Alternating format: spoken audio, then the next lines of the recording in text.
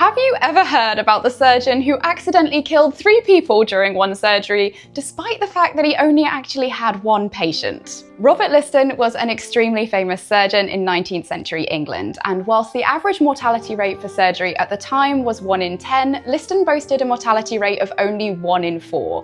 At least excluding this one particular event. Liston's lower mortality rate has now been attributed to the fact that he thoroughly cleaned his equipment, like this amputation knife, between surgeries, as well as his clothes, whereas other surgeons like to keep their clothes bloody, seeing it as showing a sense of pride in their work. Liston also operated quickly and often actively encouraged his audience members, surgeries at the time were often performed with an audience, to time his surgeries. However, more haste, less accuracy, and this often led to mistakes, quite nasty ones, like this particular incident. According to a commonly reported story, although an entirely unverifiable one I should emphasize because there are no primary sources to back this up, Liston once carried out an amputation so swiftly that he also cut off the fingers of his own assistant and cut through the coattails of a bystander. The bystander was so afraid that he immediately collapsed and died, and both the assistant and the patient who was having the amputation performed upon them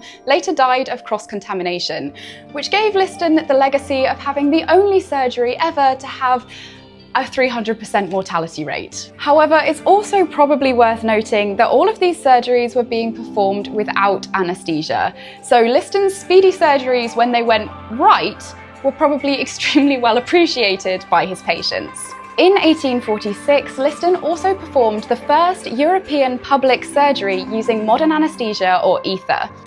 And here we also have an example of a mask that later on would have been used to administer chloroform or ether. Thank you so much to the students of Leeds University and the Thackray volunteers for carrying out the research into this fantastic story as part of their Hidden Histories project. And if you're in Leeds, don't forget to stop by the Thackray Museum to find out about many, many more fascinating elements of medical history.